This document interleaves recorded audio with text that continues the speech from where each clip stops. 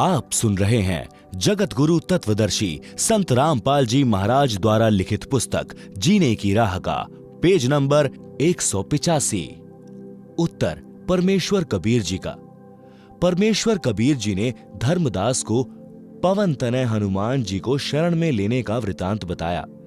आप जी पढ़ें। सरलार्थ करता यानी रामपाल दास द्वारा हनुमान जी को कैसे परमेश्वर कबीर जी ने शरण में लिया तथा रामायण का संक्षिप्त वर्णन। रामायण ग्रंथ में प्रकरण आता है कि एक बाली नाम का राजा था। उसका भाई सुग्रीव था। किसी कारण से बाली ने अपने भाई सुग्रीव को अपने राज्य से निकाल दिया। उसकी पत्नी को अपने कब्जे में पत्नी बनाकर रखा। सुग्रीव दूर देश में मायूस भ्रमण कर रहा था। हनुमान जी राम राम करते हुए एक पहाड़ पर बैठे दिखाई दिए। दोनों की मित्रता हो गई। सुग्रीव ने अपना दुख हनुमान जी से साझा किया। हनुमान जी ने शरणागत सुग्रीव की सहायता करने का वचन दिया। सुग्रीव ने हनुमान जी को बताया कि बाली में ऐसी सिद्धि है, कोई उससे युद्ध करता है तो सामने वाले की आधी शक्ति बाली में प्रवेश कर जाती है। यह बात जानकर हनुमान जी भी शांत रहे, युद्ध करने का इरादा त्याग दिया। उस समय रामचंद्र पुत्र राजा दशरथ जी को वनवास हुआ था। उनकी पत्नी सीता जी तथा भाई लक्ष्मण भी वन में साथ गए थे। श्रीलंका के राजा रावण की बहन स्वरूपनखा ने लक्ष्मण को देखा तो उससे विवाह करने का प्रस्ताव रखा। लक्ष्मण ने कहा कि मेरा विवाह हो चुका है। लक्ष्मण की पत्नी का नाम उर्मिला था। शूर्पनखा ने बार बार विवाह करने का आग्रह किया तो शेषनाग अवतार लक्ष्मण ने क्रोधवश उसका नाक काट दिया। शूर्पनखा ने अपनी दुर्दशा की दास्तां अपने भाई रावण से सुनाई और पूरा पता बताया। रावण ने प्रतिशोध लेने के लिए राम की पत्नी सीता का अपहरण करने की योजना बनाई। साधु वेश बनाकर अपने मामा मारीच के सहयोग से रावण ने सीता जी का अपहरण कर लिया। सीता जी की खोज में श्री राम जी तथा श्री लक्ष्मण जी वन वन भटक रहे थे।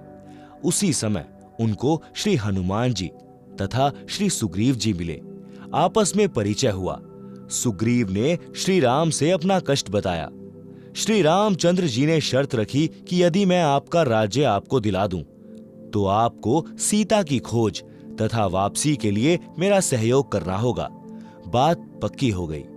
श्री रामचंद्र जी ने वृक्ष की ओट लेकर बाली को युद्ध करके मारकर सुग्रीव को राज तिलक कर दिया। सुग्रीव ने अपनी प्रतिज्ञा का पालन किया। सीता जी की खोज के लिए चारों दिशा में खोजी भेजे गए। जटायु पक्षी ने श्री राम को बताया कि सीता माता को लंकेश्वर रावण उठाकर ले गया। उससे मैंने माता को छुड़वाने की चेष्टा की तो मेरे पंख काट दिए। रावण से बातचीत करके सीता को लौटाने के लिए श्री राम जी ने हनुमान को राजदूत बनाया। श्री रामचंद्र जी ने श्री हनुमान जी को सीता को विश्वास दिलाने के लिए अपनी अंगूठी दी, जिस पर श्री राम लिखा था। सीता उस अंगूठी से हनुमान पर विश्वास कर सकती थी कि जो मुझसे मिलने आया है वह श्री राम का भेजा हुआ है। हनुमान जी श्री राम की मुंदरी लेकर आकाश मार्ग से उड़कर श्रीलंका में गए। रावण का एक 9 लखा बाग था। उसमें सीता जी को रावण राक्षस ने कैद कर रखा था। हनुमान जी ने सीता माता को अंगूठी देकर अपना विश्वास दिलाया। सीता जी ने अपना सर्व कष्ट जो राक्षस रावण दे रहा था हनुमान जी को बताया। सीता जी ने अपना कंगन यानी सुहाग का कड़ा हाथ से निकालकर हनुमान जी को दिया। कहा कि भाई आप यह कंगन श्री राम जी को दिखाओगे तब उनको विश्वास होगा कि तुम सीता की खोज करके आए हो। हनुमान जी के साथ सीता जी ने आने से इनकार कर दिया कि मैं तेरे साथ नहीं चलूंगी। हनुमान जी ने फल खाने की इच्छा व्यक्त की तो सीता ने कहा, भाई कोई फल झड़कर गिरा हो वह फल खा सकते हो, फल तोड़कर खाने का मुझे भी आदेश नहीं है। इस बात से क्षुब्ध होकर हनुमान जी ने पहले तो पेड़ को गिराया, फिर पके हुए फल खाए, फिर उस वृक्ष को समुद्र में फेंक दिया। ऐसे हनुमान जी ने रावण का 9 लखा बाग उजाड़ कर वृक्ष समुद्र में फेंक दिए। लंका के राजा रावण ने हनुमान की पूंछ पर कपड़े रुई बांधकर आग लगा दी थी। हनुमान ने अपनी दुम की अग्नि से रावण की लंका को आग के हवाले कर दिया। आप सुन रहे हैं जगत गुरु तत्वदर्शी संत रामपाल जी महाराज द्वारा लिखित पुस्तक जीने की राह का पेज नंबर 186। इसके पश्चात आकाश मार्ग से उड़कर समुद्र पार करके एक पहाड़ी पर उतरे। सुबह का समय था। पहाड़ पर जलाशय पवित्र जल से भरा था। पास ही बाग था जिसमें फलदार वृक्ष थे। हनुमान जी को भूख लगी थी। स्नान करने का विचार किया। कंगन को एक पत्थर पर रख दिया। स्नान करते समय भी हनुमान की एक आंख कंगन पर लगी थी। लंगूर बंदर आया, उसने कंगन उठाया और चल पड़ा। हनुमान जी को चिंता बनी कि कहीं बंदर इस कंगन को समुद्र में ना फेंक दे, मेरा परिश्रम पर पानी ना फिर जाए। अब लंका में जाने का रास्ता भी बंद हो गया है। अजीब परेशानी में हनुमान बंदर के पीछे पीछे चला। देखते देखते बंदर ने वह कंगन एक ऋषि की कुटिया के बाहर रखे एक घड़े में डाल दिया और आगे दौड़ गया। हनुमान जी ने राहत की श्वास ली। कलश में झांक कर कंगन निकालना चाहा तो देखा घड़े में एक जैसे अनेकों कंगन थे। हनुमान जी को फिर समस्या हुई। कंगन उठा उठा कर देखे, कोई अंतर नहीं पाया। अपना कंगन कौन सा है? कहीं मैं गलत कंगन ले जाऊं और श्री राम कहें यह कंगन सीता का नहीं है, मेरा प्रयत्न व्यर्थ हो जाएगा। सामने एक ऋषि हनुमान जी की परेशानी को देखकर मुस्कुरा रहा था। कुटिया के बाहर बैठा था। ऋषि जी बोले, आओ पवन पुत्र, किस समस्या में हो? हनुमान जी ने कहा कि ऋषि जी, श्री रामचंद्र जी की पत्नी को लंका का राजा रावण अपहरण करके ले गया है। मैं पता करके आया हूँ। ऋषि जी ने कहा कि कौन से नंबर वाले रामचंद्र की बात कर रहे हो? हनुमान जी को आश्चर्य हुआ कि ऋषि अपने होश हवास में है या भांग पी रखी है। हनुमान जी ने पूछा, हे ऋषि जी, क्या राम कई हैं? ऋषि जी ने कहा, हाँ, कई हो चुके हैं और आगे भी जन्मते मरते रहेंगे। हनुमान जी को ऋषि का व्यवहार उचित नहीं लगा, परंतु ऋषि जी से विवाद करना भी हित में नहीं जाना। ऋषि जी ने पूछा, आप फल खाओ, खाना बनाता हूं, भोजन खाओ, थके हो विश्राम करो। आप सुन रहे हैं जगत गुरु तत्वदर्शी संत रामपाल जी महाराज द्वारा लिखित पुस्तक जीने की राह का पेज नंबर 187। हनुमान जी ने कहा, ऋषि जी, मेरी तो चैन अमन ही समाप्त हो गई है। मेरे को सीता माता ने कंगन दिया था। उस कंगन के बिना श्री रामचंद्र जी को विश्वास नहीं होना कि सीता की खोज हो चुकी है। उस कंगन को पत्थर पर रखकर मैं स्नान कर रहा था। बंदर ने उठाकर घड़े में डाल दिया। मेरी पहचान में नहीं आ रहा कि वास्तविक कंगन कौन सा है। मेरे को तो सब एक जैसे लग रहे हैं। ऋषि रूप में बैठे परमेश्वर कबीर जी ने कहा, हे पवन के लाडले, आप कोई ये कंगन उठा ले जाओ, कोई अंतर नहीं है।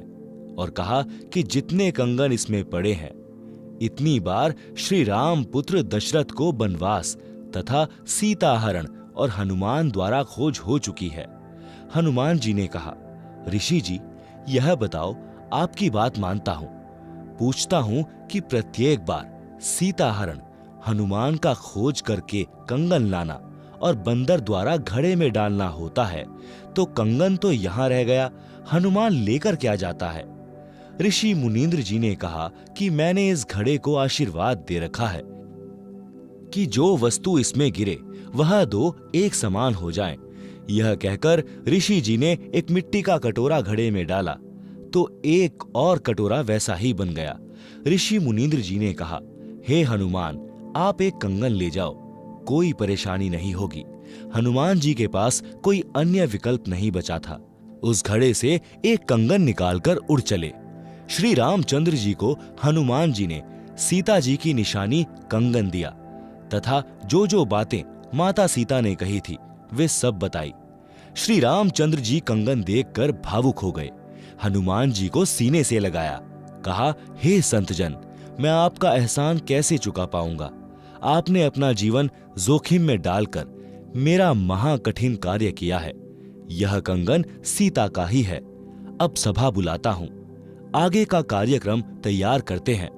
समुद्र पर पुल बनाने का विचार किया गया। नल नील के हाथों में ऋषि मुनींद्र के आशीर्वाद से शक्ति थी कि वे अपने हाथों से जल में कोई वस्तु डाल देते तो वह डूबती नहीं थी।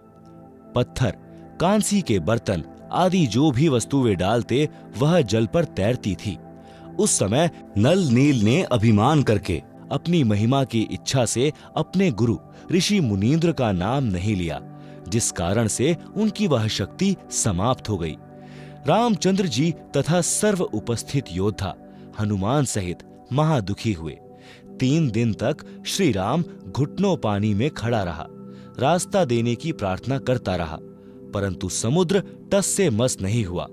तब श्री राम ने लक्ष्मण से कहा कि मेरा अग्नि बाण निकाल, समुद्र को फूंक देता हूं। लातों के भूत बातों से नहीं मानते। उसी समय समुद्र विप्र रूप धार कर श्री राम के सामने करबद्ध होकर खड़ा हो गया तथा कहा कि भगवान, मेरे अंदर संसार बसा है, आप पाप के भागी मत बनो। आप ऐसा करो कि सर्प भी मर जाए और लाठी भी ना टूटे। आप सुन रहे हैं जगत गुरु तत्वदर्शी संत रामपाल जी महाराज द्वारा लिखित पुस्तक जीने की राह का पेज नंबर 188। आपकी सेना में नल नील नाम के 2 सैनिक हैं। उनको उनके गुरु जी का आशीर्वाद है। उनके हाथों से पत्थर भी मेरे ऊपर तैर सकते हैं। तब नल नील से पत्थर डालकर दिखाने को कहा तो नल नील ने अपनी महिमा चाही और गुरु को याद नहीं किया, जिस कारण से ऋषि मुनींद्र जी ने उनकी शक्ति छीन ली। पत्थर डूब गए। समुद्र ने उनकी गलती बताई। तब नल नील जी ने अपने गुरु जी को याद किया।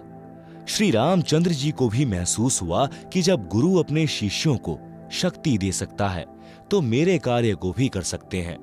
श्री रामचंद्र जी विष्णु जी के अवतार थे। श्री विष्णु काल निरंजन के पुत्र हैं। जिस समय परमेश्वर कबीर जी प्रथम बार काल के लोक में आए थे तो ज्योति निरंजन ने पहले तो परमेश्वर के साथ झगड़ा किया था। जब वश नहीं चला तो चरणों में गिरकर क्षमा याचना की और कुछ आशीर्वाद भी लिए। उनमें से एक यह भी था कि मेरा अंश विष्णु त्रेता युग में रामचंद्र नाम से राजा दशरथ के घर जन्म लेगा। उसको वनवास होगा, उसके साथ उसकी पत्नी सीता भी होगी।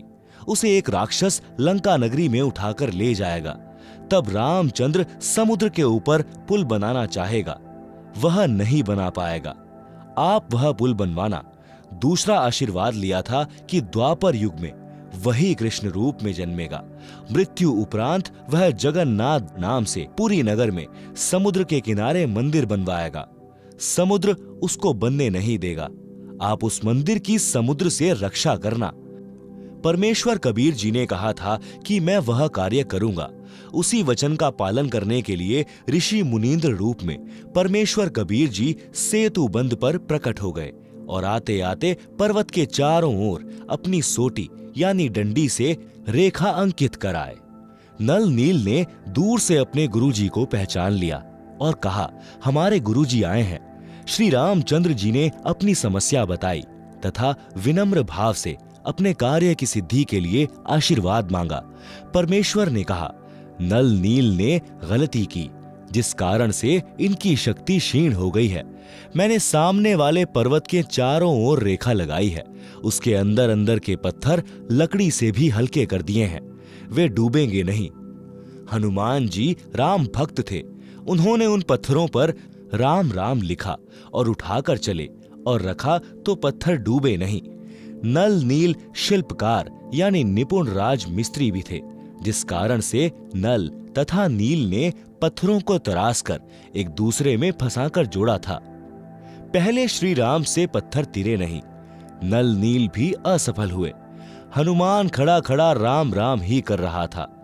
चाहता भी था कि पत्थर तैरे, परंतु सब व्यर्थ हुआ। ऋषि मुनींद्र जी यानी कबीर जी ने पत्थर हल्के किए थे, जिस कारण से पत्थर समुद्र में डूबे नहीं थे। हनुमान जी तो अपना राम राम का पाठ करने के लिए श्रद्धा से राम राम पत्थरों पर लिख रहे थे। वे तो जहां भी बैठते थे वहीं पेड़ पौधों पर राम राम लिखते रहते थे। हनुमान जी तो श्री रामचंद्र जी पुत्र दशरथ को जानते भी नहीं थे। उससे पहले भी राम राम का जाप किया करते थे। जैसा कि लोकवेद यानी दंत कथा सुनते आए हैं कि नल नील ने पत्थर तैराए थे, तब पुल बना। कोई कहता था कि हनुमान जी ने पत्थरों पर राम राम लिखा, जिस कारण से पत्थर तैरे थे।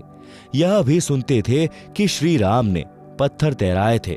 कारण यह रहा है कि जो बातें पत्थर तैराने की हुई थी और मुनींद्र ऋषि जी ने कहा था कि मैंने पर्वत का पत्थर हल्का कर दिया है, यह वार्ता 20 से 30 व्यक्तियों के समक्ष हुई थी।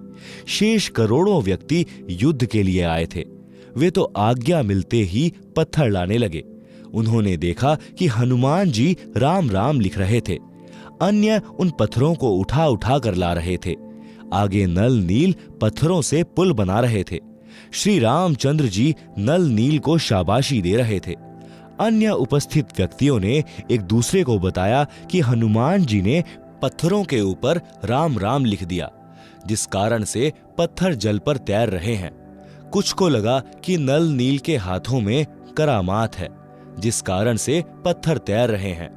इस प्रकार यह गलतफहमी यानी भ्रमणा फैल गई। पुल बनाकर युद्ध में लग गए।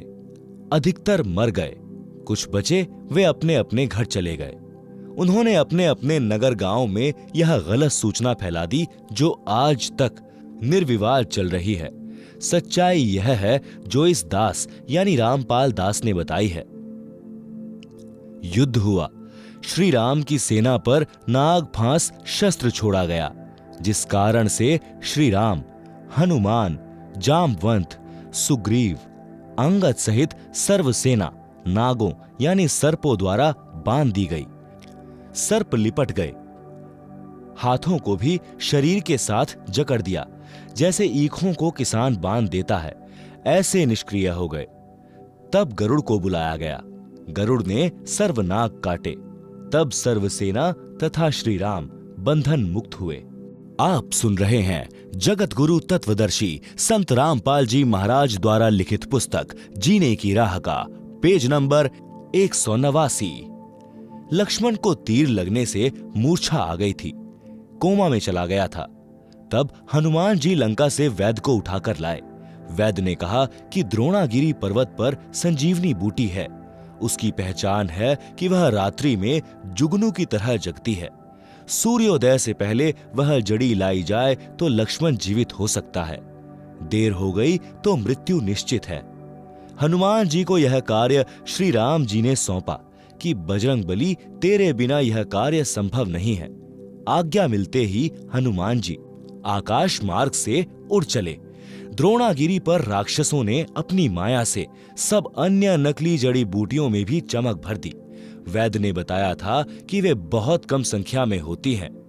दिन में उनकी पहचान नहीं हो सकती, क्योंकि उसके आसपास वैसी ही औषधि के पौधे उगते हैं। हनुमान जी को समझते देर नहीं लगी।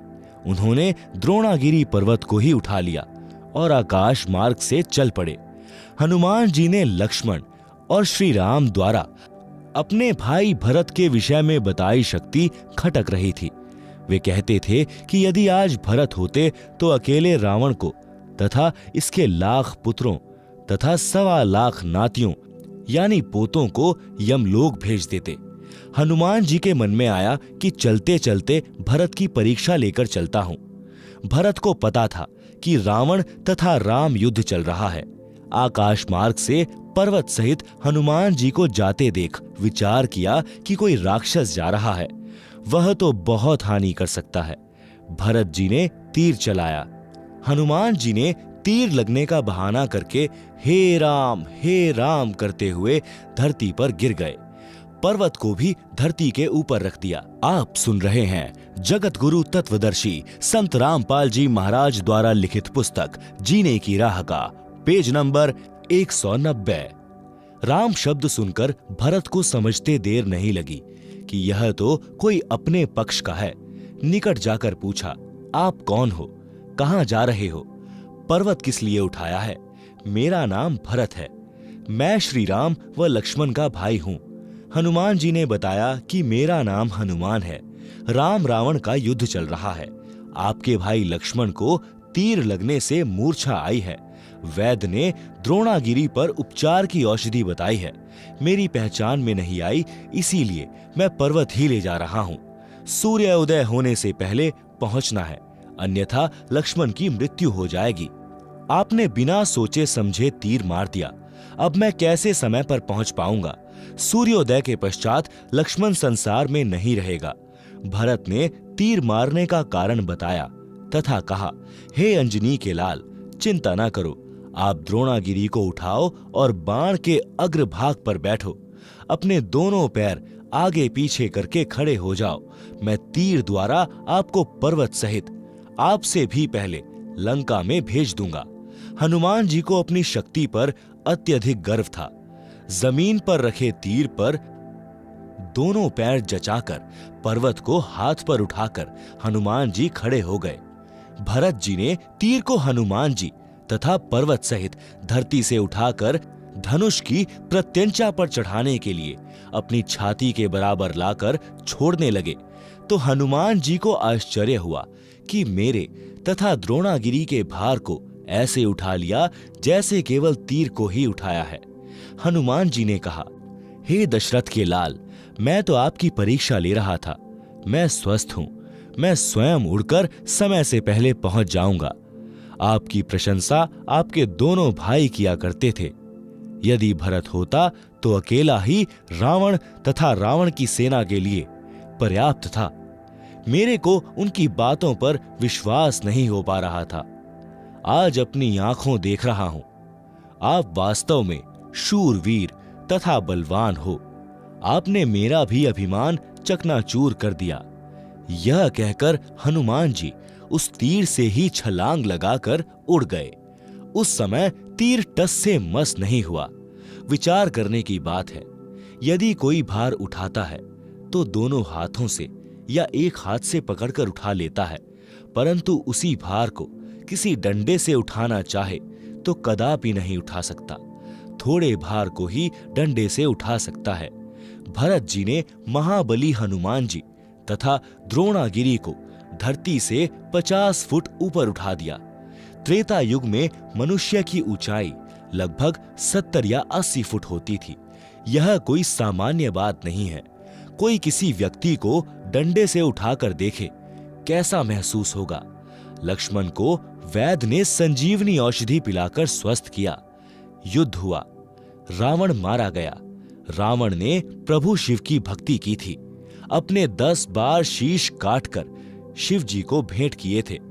10 बार शिव जी ने उसको वापस कर दिए तथा आशीर्वाद दिया कि तेरी मृत्यु 10 बार गर्दन काटने के पश्चात होगी। रावण के 10 बार सिर काटे गए थे। फिर नाभि में तीर लगने से, नाभि अमृत नष्ट होने से रावण का वध हुआ था। 10 बार सिर कटे, 10 बार वापस सिर धड़ पर लग गए। फिर विभीषण के बताने पर कि रावण की नाभि में अमृत है, रामचंद्र ने रावण की नाभि में तीर मारने की पूरी कोशिश कर ली थी, परंतु रावण का ध्यान भी वहीं केंद्रित था कि नाभि पर तीर न लगे। रामचंद्र जी ने परमेश्वर को याद किया कि इस राक्षस को मारो, मेरी सहायता करो। हे महादेव, हे देवों के देव, हे महाप्रभु, मेरी सहायता करो। आपकी बेटी यानी सीता महाकष्ट में है। आपके बच्चे 33 करोड़ देवता भी इसी राक्षस ने जेल में डाल रखे हैं। परमेश्वर कबीर जी ने उसी समय गुप्त रूप में रामचंद्र के हाथों पर अपने सूक्ष्म हाथ रखे और तीर रावण की नाभि में मारा। तब रावण मरा। आप सुन रहे हैं जगत गुरु तत्वदर्शी संत रामपाल जी महाराज द्वारा लिखित पुस्तक जीने की राह का पेज नंबर 191। परमेश्वर कबीर जी की प्राप्ति के पश्चात संत गरीबदास जी गांव छुड़ानी, जिला झज्जर, हरियाणा प्रांत ने परमेश्वर कबीर जी की महिमा बताई है। कबीर जी ने बताया है कि कह मेरे हंस को दुख ना दीजे कोय, संत दुखाए मैं दुखी, मेरा आपा भी दुखी होए। पहुंचूंगा क्षण एक मैं जन अपने के हेत, 33 कोटि की बंध छुटाई रावण मारा खेत। जो मेरे संत को दुखी करे वाका खोऊं वंश, हिरणाकुश उदर विदारिया मैं ही मारा कंस। राम कृष्ण कबीर के शहजादे भक्ति हेत भय प्यादे। शब्दार्थ, संत गरीबदास जी ने बताया है कि श्री रामचंद्र जी व श्री कृष्ण जी की सहायता उनके शुभ कर्मों के परिणाम स्वरूप कबीर जी ने की थी, क्योंकि श्री राम तथा श्री कृष्ण जी भी उसी सम्राट कबीर के शहजादे यानी राजकुमार हैं, अर्थात परमात्मा कबीर जी के सब जीव हैं। और राम कृष्ण यानी विष्णु तो अच्छी आत्मा है, उनकी भी रक्षा वही परमेश्वर कबीर जी करते हैं। वे जनता को सावधान करते हैं कि मेरे साधक को कोई कष्ट न देना। भक्त के कष्ट से मैं दुखी होता हूं। मैं अपने भक्त की रक्षा करने के लिए एक क्षण यानी सेकंड में पहुंच जाऊंगा। इसी कारण जब श्री रामचंद्र से रावण नहीं मर रहा था तो गुप्त रूप में मैंने राम का हाथ पकड़कर रावण की नाभि में तीर मारा था, जिससे रावण की मृत्यु हुई। राम की सेना को बल दिया, हौसला दिया। इसी प्रकार कृष्ण की सहायता करके कंस को मैंने ही मारा था। जो मेरे भक्तों को सताएगा उसका कुल नाश कर दूंगा, यानी उसके खानदान को समाप्त कर दूंगा। लंका का राज्य रावण के छोटे भ्राता विभीषण को दिया। सीता की अग्नि परीक्षा श्री राम ने ली। यदि रावण ने सीता मिलन किया है तो अग्नि में जलकर मर जाएगी। यदि सीता पाक साफ है तो अग्नि में नहीं जलेगी। सीता जी अग्नि में नहीं जली। उपस्थित लाखों व्यक्तियों ने सीता माता की जय बुलाई। सीता सती की पदवी पाई। रावण का वध आसौज मास की शुक्ल पक्ष की 10वीं को हुआ था। आप सुन रहे हैं जगत गुरु तत्वदर्शी संत रामपाल जी महाराज द्वारा लिखित पुस्तक जीने की राह का पेज नंबर 192। रावण वध के 20 दिन बाद 14 वर्ष की वनवास अवधि पूरी करके श्री राम, लक्ष्मण और सीता पुष्पक विमान में बैठकर अयोध्या नगरी में आए। उस दिन कार्तिक मास की अमावस्या थी। उस काली अमावस्या को गाय के घी के दीप अपने अपने घरों के अंदर तथा ऊपर मंडेरों पर जलाकर श्री राम, सीता तथा लक्ष्मण के आगमन की खुशी मनाई। भरत ने अपने भाई श्री रामचंद्र जी को राज्य लौटा दिया। एक दिन श्री रामचंद्र जी से सीता ने कहा कि मैं युद्ध में लड़ने वाले योद्धाओं को कुछ इनाम देना चाहती हूं। इनाम में सीता जी ने हनुमान जी को अपने गले से सच्चे मोतियों की माला निकाल कर दे दी तथा कहा, हे हनुमान, यह अनमोल उपहार मैं आपको दे रही हूं, बहुत संभाल कर रखना। हनुमान जी ने उस माला का मोती तोड़ा, फिर फोड़ा, फिर दूसरा। देखते देखते सब मोती फोड़कर जमीन पर फेंक दिए। सीता जी को हनुमान जी का यह व्यवहार अच्छा नहीं लगा। क्रोध में भरकर कहने लगी कि हे मूर्ख, यह क्या कर दिया? ऐसी अनमोल माला का सर्वनाश कर दिया। तू वानर का वानर ही रहा। चला जा मेरी आंखों के सामने से। उस समय श्री रामचंद्र जी भी सीता के साथ ही सिंहासन पर विराजमान थे। उन्होंने भी हनुमान के इस व्यवहार को अच्छा नहीं माना और चुप रहे।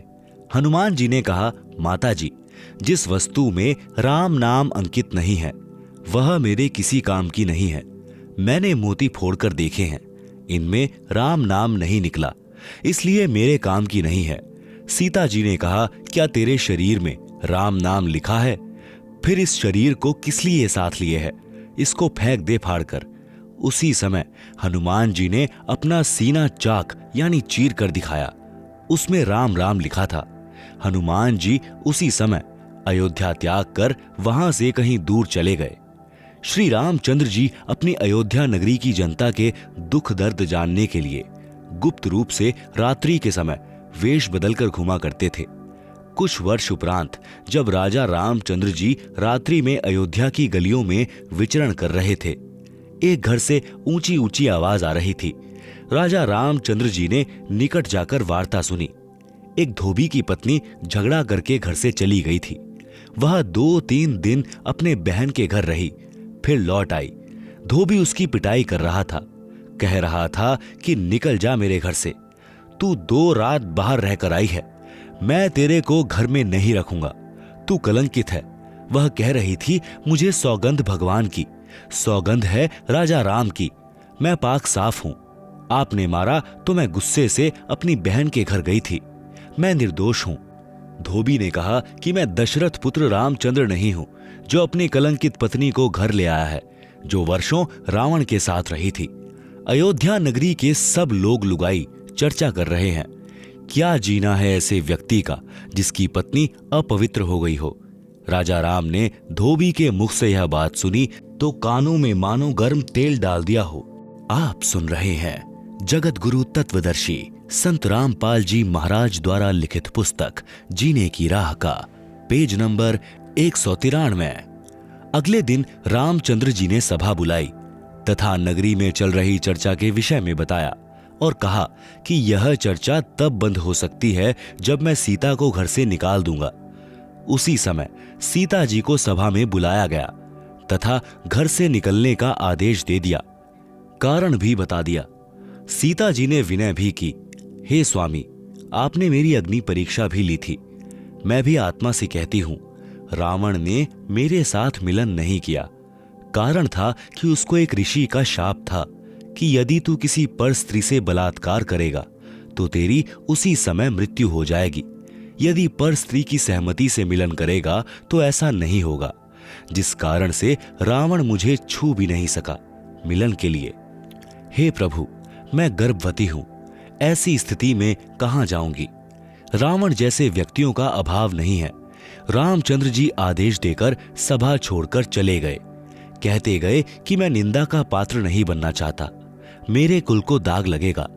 सीता जी को धरती भी पैरों से खिसकती नजर आई। आसमान में अंधेरा छाया दिखाई दिया। संसार में कुछ दिनों का जीवन शेष लगा। सीता अयोध्या छोड़कर चल पड़ी। मुड़ मुड़ कर अपने राम को तथा उसके महलों को देखने की कोशिश करती रही और दूर जंगल में जाकर ऋषि वाल्मीकि जी की कुटिया के निकट थक कर गिर गई, अचेत हो गई। ऋषि वाल्मीकि स्नान करने के लिए आश्रम से निकले। सामने एक युवती गर्भावस्था में अचेत पड़ी देखकर निकट गए।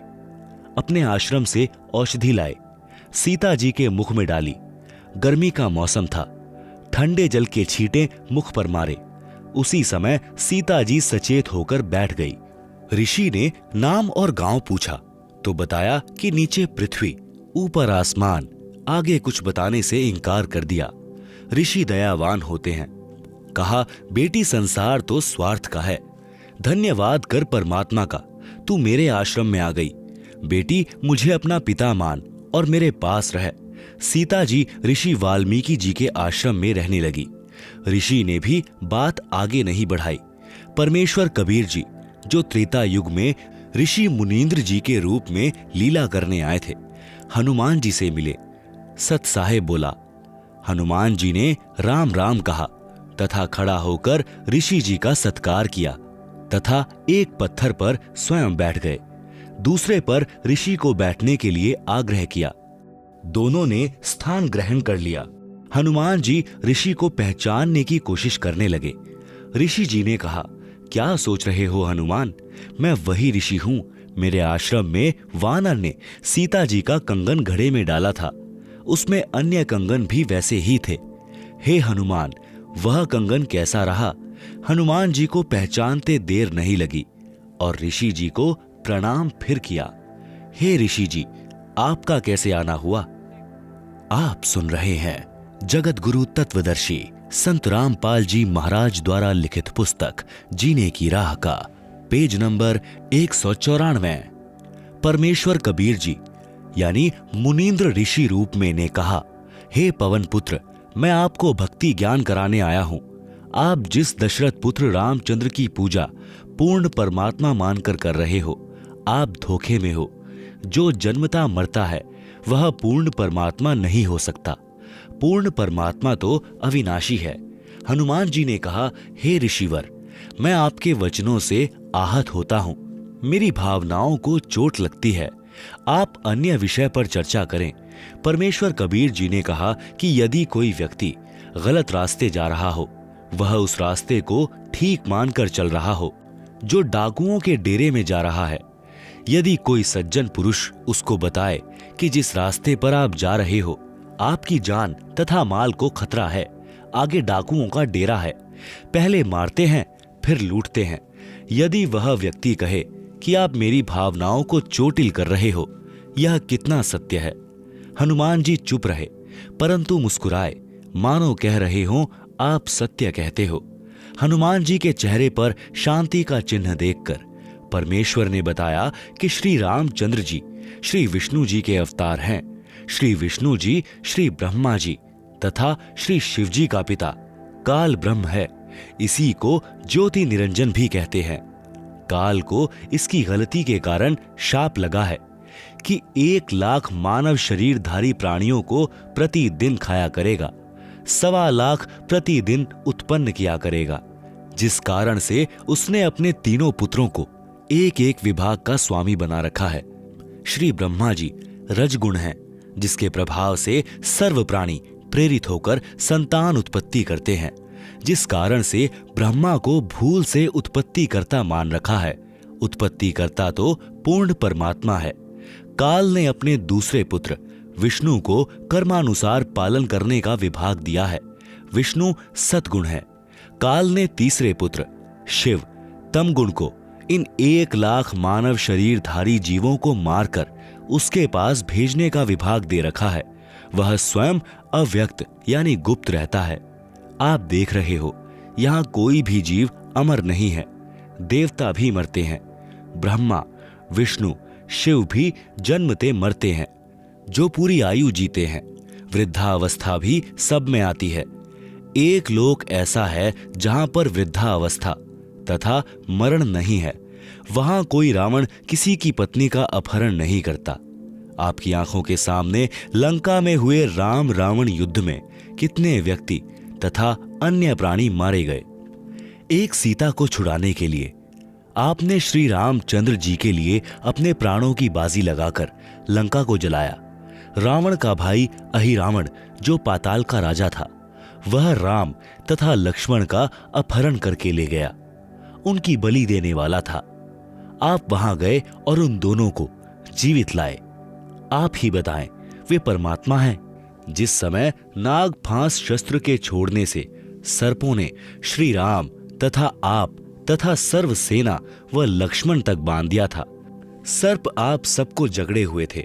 आप सब विवश थे। कुछ समय में आप सबको रावण की सेना आसानी से काट डालती। उस समय गरुड़ को पुकारा गया, उसने नागों को काटा। आप तथा रामचंद्र बंधन मुक्त हुए। यदि परमात्मा इतना विवश है कि अपना बंधन नहीं काट सका, तो पुजारियों का क्या होगा? विचार करो। काटे बंधन विपत में कठिन कियो संग्राम, चिन्हो रे नर प्राणियों गरुड़ बड़ों के राम। शब्दार्थ। इस वाणी का शब्दार्थ ऊपर किया है।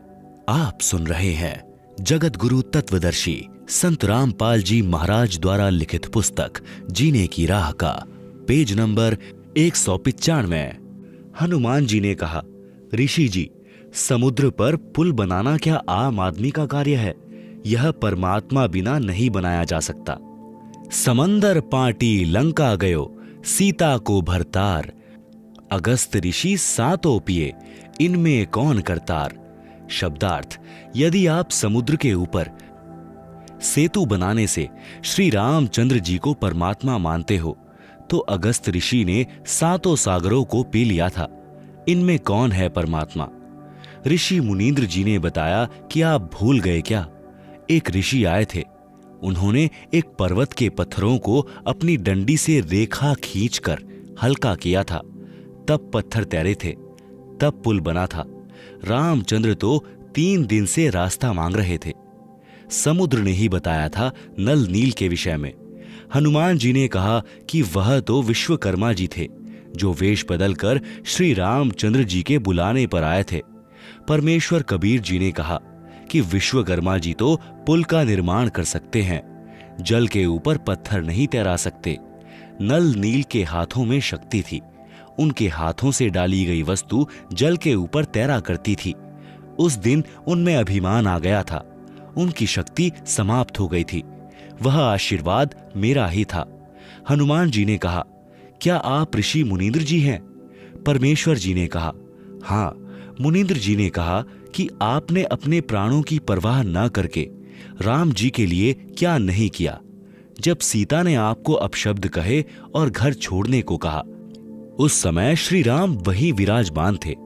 एक शब्द भी नहीं कहा कि सीता ऐसा न कर। पवन सुत अंदर से तो मान रहे थे, परंतु ऊपर से कह रहे थे कि ऋषि जी, किसी की आलोचना नहीं करनी चाहिए। मुनींद्र जी ने कहा कि सत्य कहना आलोचना नहीं होती। यदि श्री रामचंद्र और सीता के अंदर अच्छे इंसान वाले गुण भी होते तो भी आपका आजीवन एहसान मानते और अपने चरणों में रखते। आप तो उनके बिना जीना भी उचित नहीं मानते। और सुनो, आपके साथ जैसा व्यवहार किया उसका फल भी सीता तथा रामचंद्र को मिल गया है। कुछ वर्षों के पश्चात सीता को श्री राम ने घर से निकाल दिया। उस समय वह गर्भवती थी। यह सुनकर हनुमान की आंखों से आंसू निकल आए और ऋषि जी के चरणों में गिर गए। कुछ नहीं बोले। अयोध्या वासियों ने 2 वर्ष दीपावली और दशहरा मनाया था। उसके पश्चात बंद कर दिया था कि जिस देवी के लिए रावण मारा, आज वह फिर कितने रावणों का कष्ट झेलेगी। दीपमाला खुशी का प्रतीक है। जब राजा और रानी भिन्न भिन्न हो गए तो ना दीपावली राजा को अच्छी लगे और ना प्रजा को। इसलिए दीपावली का पर्व उस समय से बंद हो गया था जो 2 वर्ष मनाया था। उसी के आधार से भोली जनता यह पर्व मना रही है।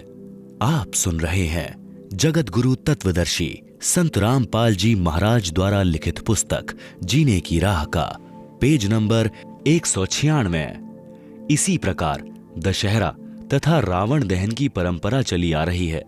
यदि किसी के घर पर किसी जवान की मृत्यु हो जाती है तो वह परिवार तथा रिश्तेदार कोई त्योहार नहीं मनाते। हनुमान जी ने कहा, प्रभु परमेश्वर की चर्चा करो। कबीर परमेश्वर जी ने सृष्टि रचना सुनाई। सत्य कथा सुनकर हनुमान जी गदगद हुए। सत्य लोक देखने की प्रार्थना की। परमेश्वर आकाश में उड़ गए। हनुमान जी देख रहे थे। कुछ देर अंतर्ध्यान हो गए। हनुमान जी चिंतित हो गए कि अब ये ऋषि कैसे मिलेंगे। इतने में आकाश में विशेष प्रकाश दिखाई दिया। हनुमान जी को दिव्य दृष्टि देकर सतलोक दिखाया। ऋषि मुनींद्र जी सिंहासन पर बैठे दिखाई दिए। उनके शरीर का प्रकाश अत्यधिक था। सिर पर मुकुट तथा राजाओं की तरह छत्र था। कुछ देर वह दृश्य दिखाकर दिव्य दृष्टि समाप्त कर दी। मुनींद्र जी नीचे आए। हनुमान जी को विश्वास हुआ कि ये परमेश्वर हैं। सत्यलोक सुख का स्थान है। परमेश्वर कबीर जी से दीक्षा ली। अपना जीवन धन्य किया। मुक्ति के अधिकारी हुए। इस प्रकार पवित्र आत्मा परमार्थी स्वभाव हनुमान जी को परमेश्वर कबीर जी ने अपनी शरण में लिया। परमार्थी आत्मा को संसार तथा काल के स्वामी भले ही परोपकार का फल नहीं देते, परंतु परमेश्वर ऐसी आत्माओं को शरण में अवश्य लेते हैं, क्योंकि ऐसी आत्मा ही परम भक्त बनकर भक्ति करते हैं और मोक्ष प्राप्त करते हैं। संसारिक व्यक्ति जो परमार्थी को धोखा देते हैं वे आजीवन कष्टमय जीवन व्यतीत करते हैं। श्री रामचंद्र जी को अंत समय में अपने ही पुत्रों लव तथा कुश से पराजय का मुंह देखना पड़ा। सीता जी ने उनके दर्शन करना भी उचित नहीं समझा।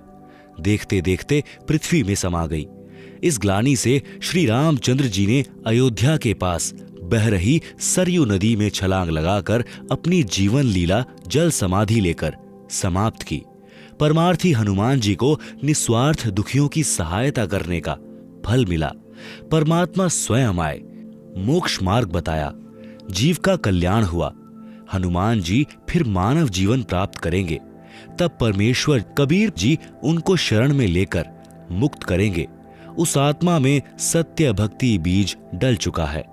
हम काल के जाल में कैसे फंसे, इसका उत्तर कृपा पढ़ें अध्याय सृष्टि रचना में, जो इसी पुस्तक जीने की राह के पृष्ठ 254 से 306 पर है। कबीर परमेश्वर जी की काल से वार्ता। अब हम काल ब्रह्म के लोक में रह रहे हैं। आत्मा के ऊपर स्थूल आदि आदि शरीर चढ़ाकर काल ने जीव बना दिए हैं। इसने जीव को भ्रमित किया है। पूर्ण परमात्मा जो आत्मा का जनक है भुला दिया है। स्वयं को परमात्मा सिद्ध किए है। यह परमात्मा के अंश जीवात्मा को परेशान करता है ताकि परमात्मा दुखी होए।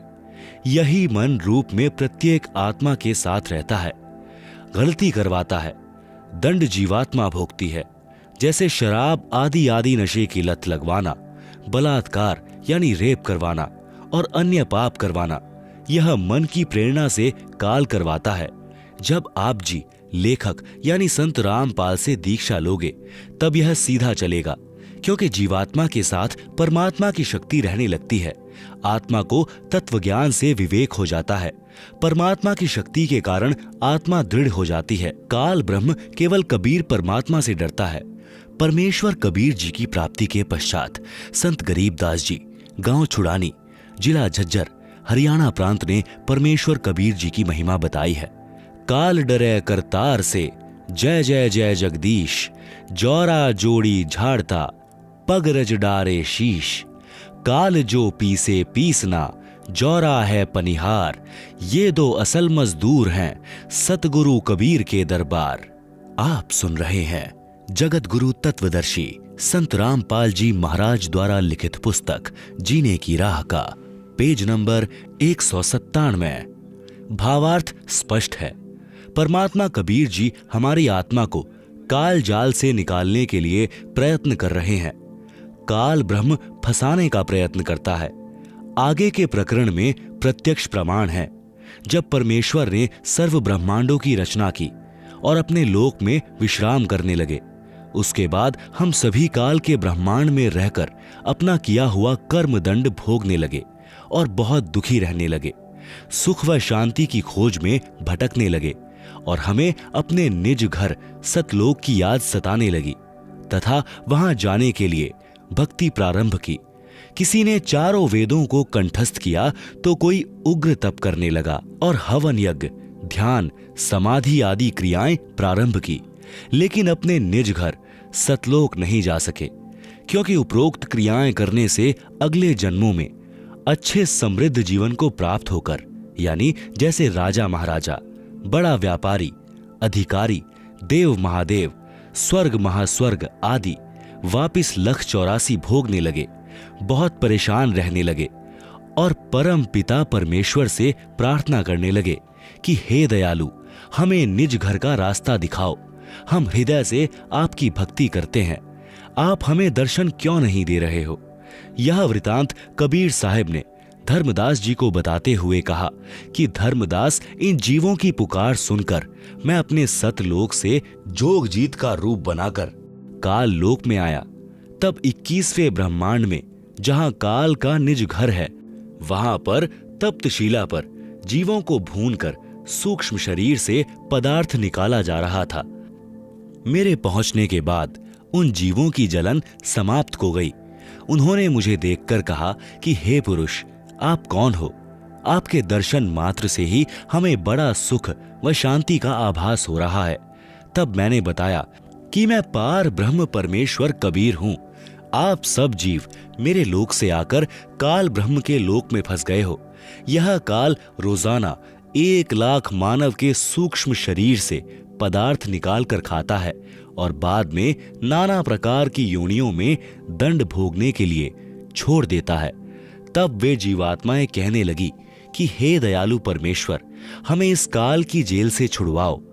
मैंने बताया कि ये 21 ब्रह्मांड काल ने 3 बार तप करके मेरे से प्राप्त किए हुए हैं। जो आप यहाँ सब वस्तुओं का प्रयोग कर रहे हो, ये सभी काल की हैं और आप सब अपनी इच्छा से घूमने के लिए आए हो। इसलिए अब आपके ऊपर काल ब्रह्म का बहुत ज्यादा ऋण हो चुका है और वह ऋण मेरे सच्चे नाम के जाप के बिना नहीं उतर सकता। आप सुन रहे हैं जगत गुरु तत्वदर्शी संत रामपाल जी महाराज द्वारा लिखित पुस्तक जीने की राह का पेज नंबर 198। जब तक आप ऋण मुक्त नहीं हो सकते, तब तक आप काल ब्रह्म की जेल से बाहर नहीं जा सकते। इसके लिए आपको मुझसे नाम उपदेश लेकर भक्ति करनी होगी, तब मैं आपको छुड़वा कर ले आऊंगा। हम यह वार्ता कर ही रहे थे कि वहां पर काल ब्रह्म प्रकट हो गया और उसने बहुत क्रोधित होकर मेरे ऊपर हमला बोला। मैंने अपनी शब्द शक्ति से उसको मूर्छित कर दिया। फिर कुछ समय बाद वह होश में आया। मेरे चरणों में गिरकर क्षमा याचना करने लगा और बोला कि आप मुझसे बड़े हो, मुझ पर कुछ दया करो और यह बताओ कि आप मेरे लोक में क्यों आए हो। तब मैंने काल पुरुष को बताया कि कुछ जीवात्माएं भक्ति करके अपने निज घर सतलोक में वापस जाना चाहती हैं। उन्हें सत भक्ति मार्ग नहीं मिल रहा है, इसलिए वे भक्ति करने के बाद भी इसी लोक में रह जाती हैं। मैं उनको सत भक्ति मार्ग बताने के लिए और तेरा भेद देने के लिए आया हूं कि तू काल है, 1,00,000 जीवों का आहार करता है और 1,25,00,000 जीवों को उत्पन्न करता है तथा भगवान बनकर बैठा है। मैं इनको बताऊंगा कि तुम जिसकी भक्ति करते हो वह भगवान नहीं काल है। इतना सुनते ही काल बोला कि यदि सब जीव वापस चले गए तो मेरे भोजन का क्या होगा, मैं भूखा मर जाऊंगा। आपसे मेरी प्रार्थना है कि 3 युगों में जीव कम संख्या में ले जाना और सबको मेरा भेद मत देना कि मैं काल हूं, सबको खाता हूं। जब कलयुग आए तो चाहे जितने जीवों को ले जाना। ये वचन काल ने मुझसे प्राप्त कर लिए। कबीर साहब ने धर्मदास को आगे बताते हुए कहा कि सतयुग, त्रेता युग, द्वापर युग में भी मैं आया था और बहुत जीवों को सतलोक लेकर गया, लेकिन इसका भेद नहीं बताया। अब मैं कलयुग में आया हूं और काल से मेरी वार्ता हुई है। काल ब्रह्म ने मुझसे कहा कि अब आप चाहे जितना जोर लगा लेना, आपकी बात कोई नहीं सुनेगा। प्रथम तो मैंने जीव को भक्ति के लायक ही नहीं छोड़ा है। उनमें बीड़ी, सिगरेट, शराब, मांस आदि दुर्व्यसन की आदत डालकर इनकी वृत्ति को बिगाड़ दिया है। नाना प्रकार की पाखंड पूजा में जीवात्माओं को लगा दिया है। दूसरी बात यह होगी कि जब आप अपना ज्ञान देकर वापिस अपने लोक में चले जाओगे, तब मैं यानी काल अपने दूत भेजकर आपके पंथ से मिलते जुलते 12 पंथ चलाकर जीवों को भ्रमित कर दूंगा। महिमा सतलोक की बताएंगे, आपका ज्ञान कथेंगे, लेकिन नाम जाप मेरा करेंगे, जिसके परिणाम स्वरूप मेरा ही भोजन बनेंगे।